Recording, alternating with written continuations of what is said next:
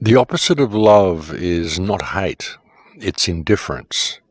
The opposite of art is not ugliness, it's indifference. The opposite of faith is not heresy, it's indifference. And the opposite of life is not death, it's indifference. And this week's opening quote comes from Eli Wiesel.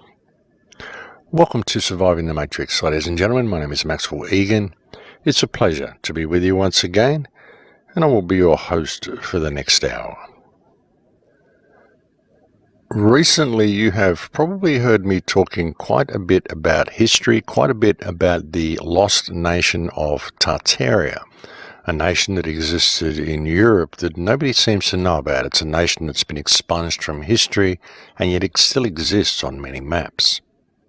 Well, it still exists on many old maps anyway. It doesn't exist on too many new maps, but you can still find it on old maps if you search for it, and it does appear to be quite a well-known and well-established nation.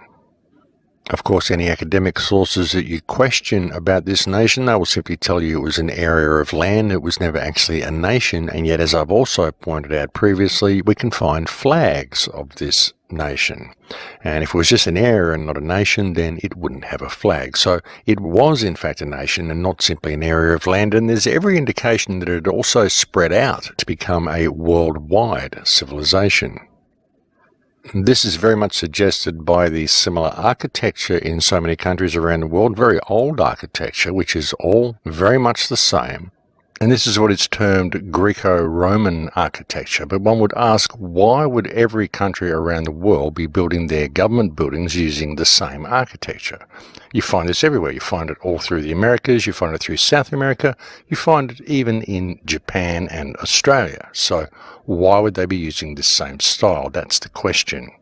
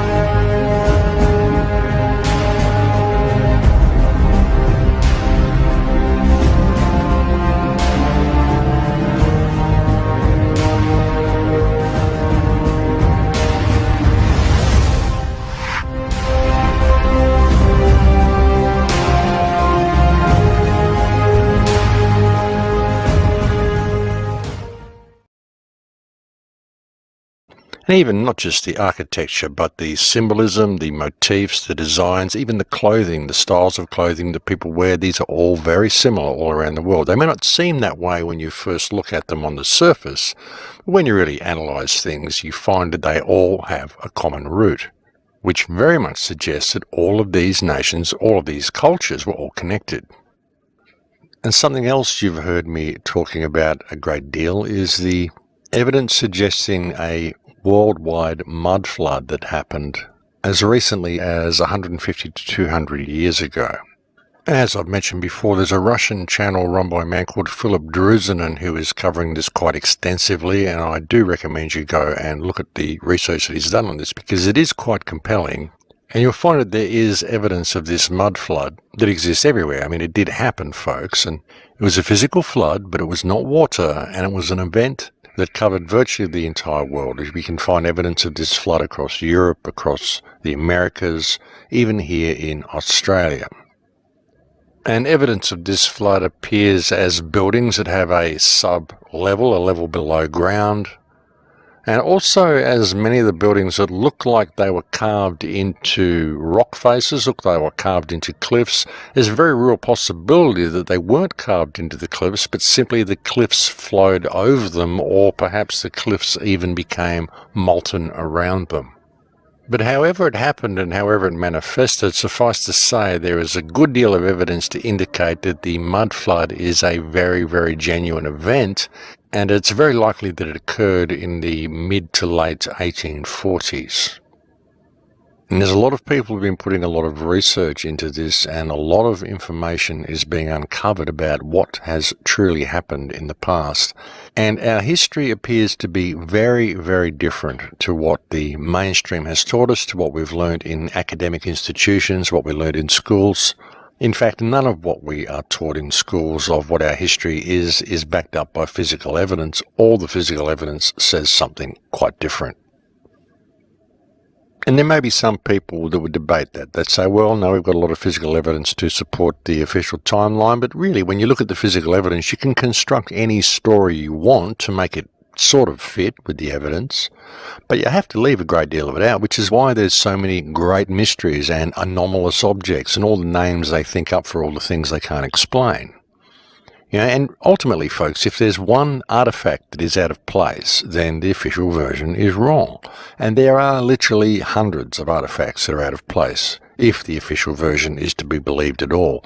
And again, these are all sort of listed as anomalous objects and great mysteries and all shrouded in secrecy and presented as something that we just don't know how they did it. But really, if you can face the very real possibility that they don't fit because the timeline and the history that we're given is completely wrong, then you begin to see a little bit of the bigger picture.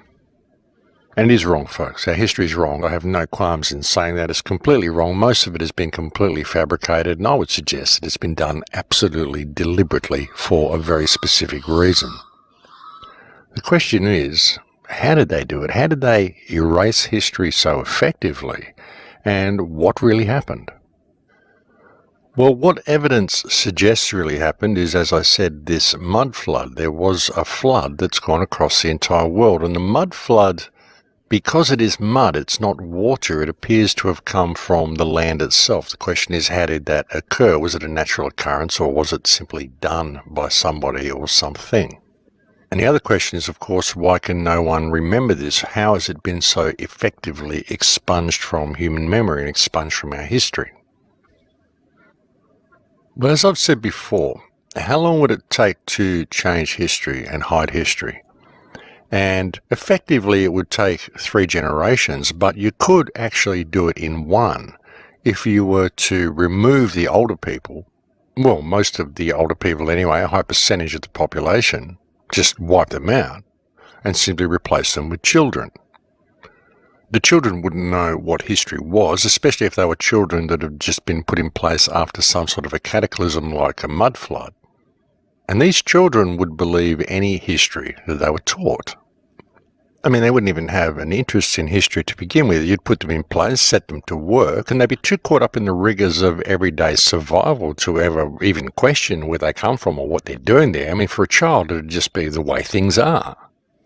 They would gradually grow up over generations, and you would just teach these new generations this new history. And when you look at the stories of old, the stories of the chimney sweeps and how so many children were working back in the old days, and we just thought it was terrible that there was child labour and that's the way they did it. But why was there so many children working? Why weren't the adults there to do the jobs that the children were doing? There's been a lot of photos that have been surfacing lately, a lot of old pictures, and you can go and find them yourself. If you look at any historical photos from around circa 1850, look at St. Petersburg, look at some of the major cities in the United States, major cities in England, major cities right across Europe around circa 1850, and you'll find very, very few people in the photographs. You see these big cities, but there's just no people around. Why is that? And any woman who had a child out of wedlock, circa 1850, was required by law to hand their baby over to a foundling home. And around circa 1860 to 1880, there were literally thousands, tens of thousands of foundlings which were being dropped off at orphanages all across the world. Right across Europe, right across Russia, right across America, even here in Australia, New Zealand and Africa. It was about 200,000 children per annum were shipped from east to west across the United States. And this is what was happening in so-called orphan trains. And they just used to be shipped out there, and all the kids would get off the train and people would get up there and pick the children that they wanted, and then the train would be reloaded and they'd move on to the next town and they'd pick the children that they wanted. All the children were picked to use for labour. And it didn't matter if the children were related or anything, they were often separated and they were simply given whatever last name the people thought they should have, given whatever first name and last name kind of by lot. So there's no way of tracing the genealogy of these kids, like if a brother got separated from a sister or siblings got separated at all, if they went to another town, they were given another name and then they grew up and there would be no way they would be able to locate their siblings. So all of them were just completely thrown into a new life. And this was happening all around the world, and there were major enterprises in place set up to manage these children, to care for these children, to ship them all around the place. There's reports of certain cities in Italy, for example, that had up to 1,200 foundling homes in the cities just to accept the influx of foundlings that were coming into the areas. The question is, why? Where are all these children coming from? There's one place, or two places, I think, had 45,000 children delivered to them in 1 year. There's reports of, like I said, 200,000 per annum being shipped across the United States. There's reports of around about 100,000 per annum being shipped out of England to Australia, New Zealand and Africa.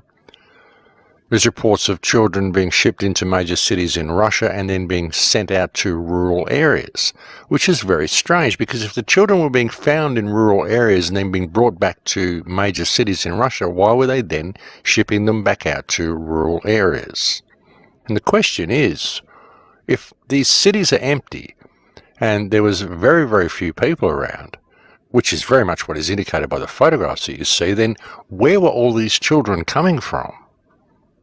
And again, there's every indication that all of these children were put to work. I mean, that's what is there in the documentation. All of these kids that were shipped everywhere all around the world were all put to work.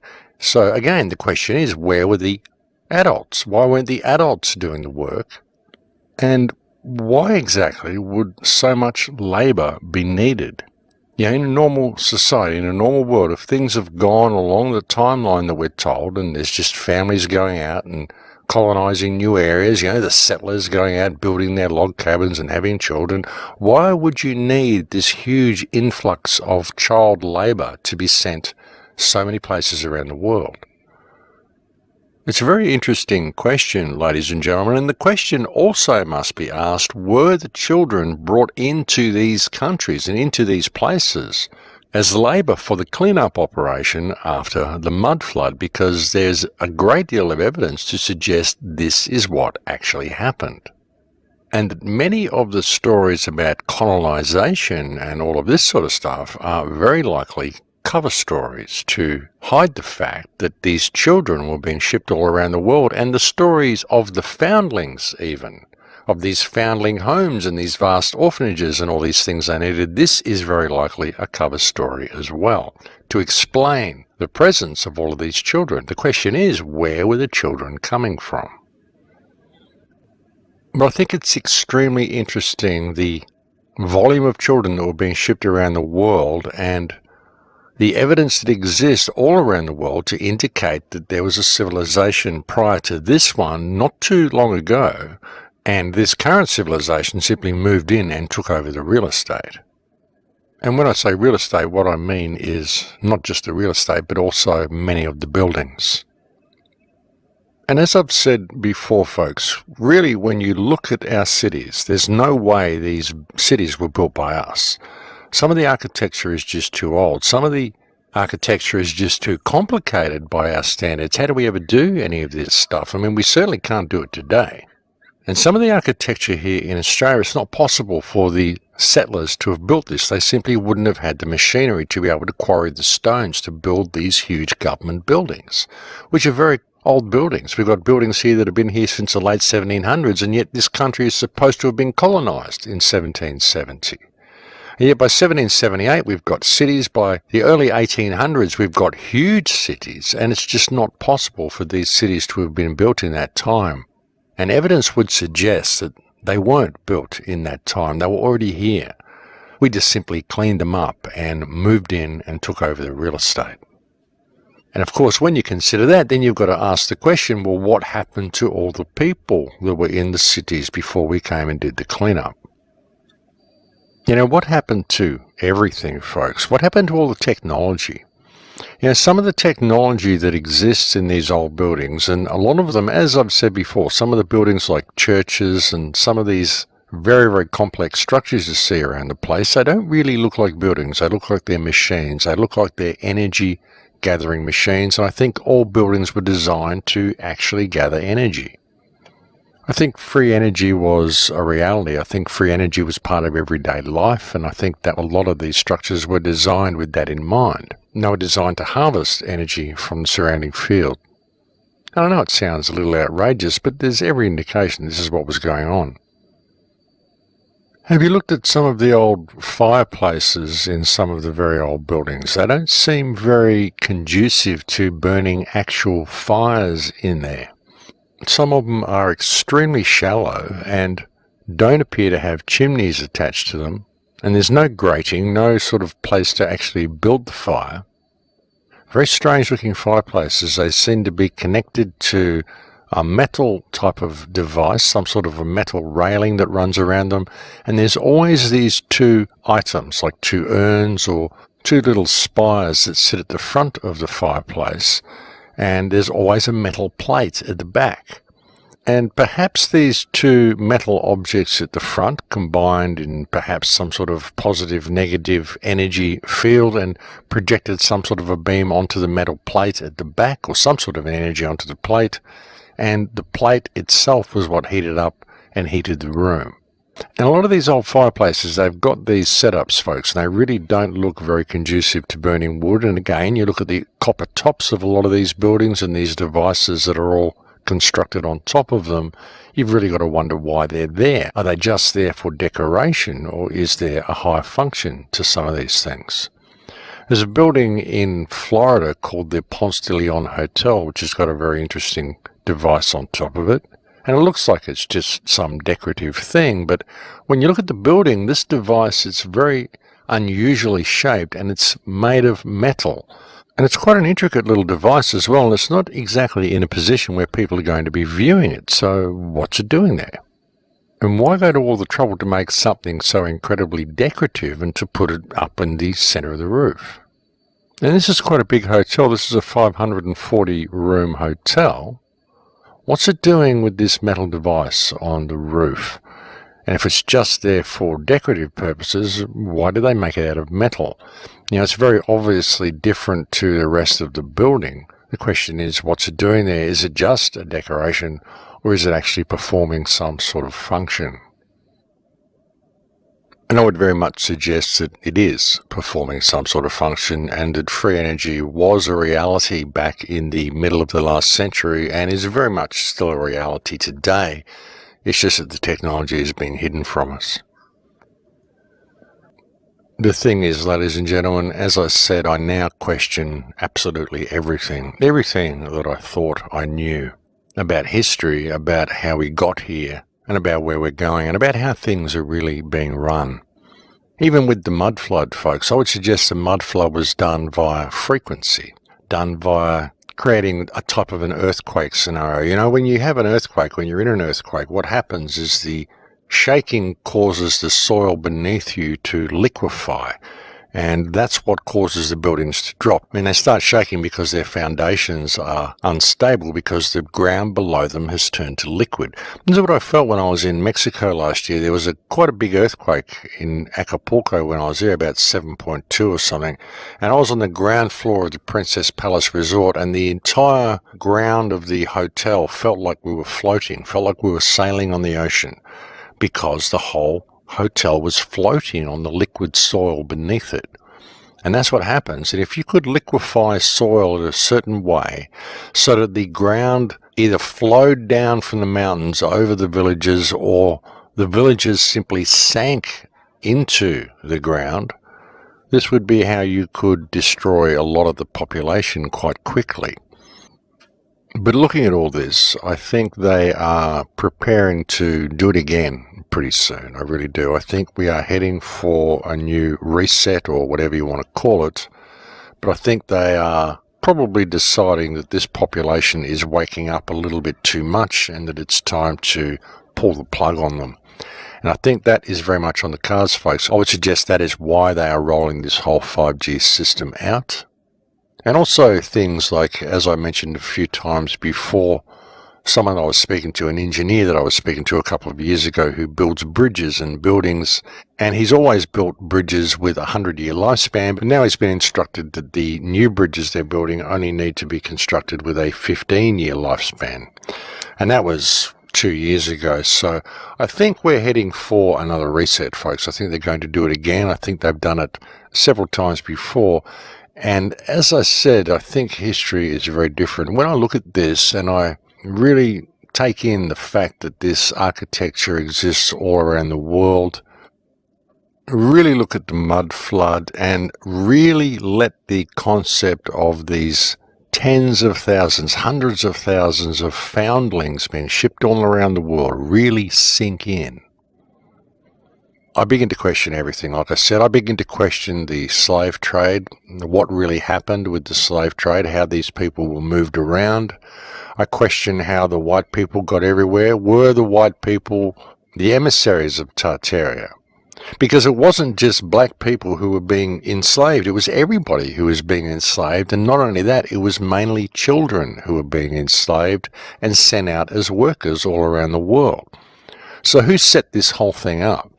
Who set it up to have all these races hating each other and fighting against each other and arguing about their past and things that happened in the past, none of which they can be actually sure of occurring at all? Because all we've got is this false history we've been fed. Nothing that we're fed makes any sense at all. Quite literally everything that we're told about pretty well everything has been a lie, ladies and gentlemen. I know that's a really difficult thing for people to come to terms with, and a lot of people don't have time to investigate it anyway because they're too busy running on the treadmill, and a lot of people are just too indifferent to the past. A lot of people don't think history is important because they're too concerned about what's going to happen tomorrow. Yeah, so it's people's indifference to history that has really allowed this cover-up and hiding of this lost civilization that existed so recently, and the hiding of Tartaria and Atlantis and even the mud flood and all of this stuff to be so effectively removed from human memory. And of course, this indifference has been programmed into people. Many people are indifferent without even knowing that they're being that way. And this removal of our history from the collective consciousness is really an integral part of the control grid, because really that's what it's all about, is control.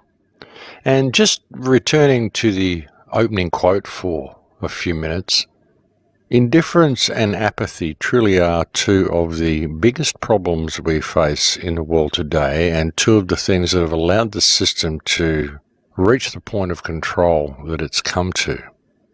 The issue being that people in the modern world don't really involve themselves in their lives, apart from going out and working and collecting their slave dollars.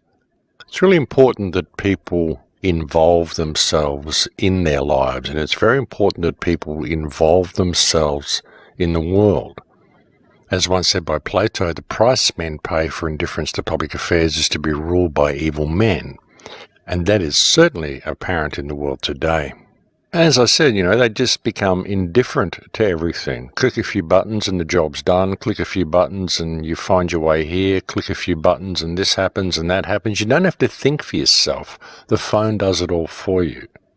I mean, really, it's about a loss of life skills, and it's about control, and ultimately it's about surveillance. And this is how it's done, folks, and this is why the control grid is able to perpetuate the way it does, is why it's able to continue, because people simply don't notice it because they're too distracted doing other things. But like I said, the other things they're doing are virtually nothing. And the real world is going through some drastic changes around them. Indeed, it's gone through some drastic changes already.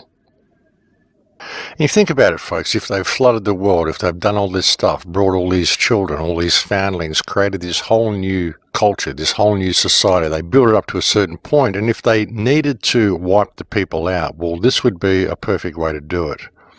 Get people enslaved to this monetary system, which limits their potential, causes a barrier to be erected between them and reality, a barrier of scarcity whereby they've got to collect paper in order to pay to be alive.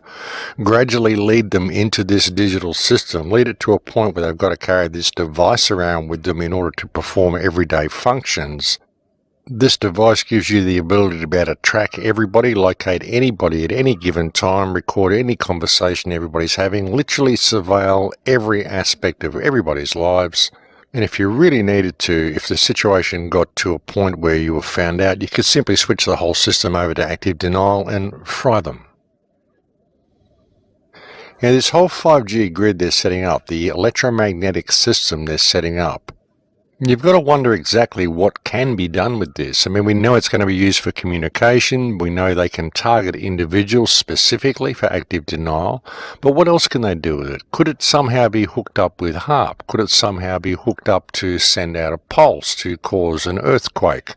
Could it somehow be used as a means to create an electromagnetic pulse that would liquefy the soil and create a mud flood? I mean, did they do this last time? Who knows how they did it, folks, but there is certainly a lot more to this 5G grid than meets the eye.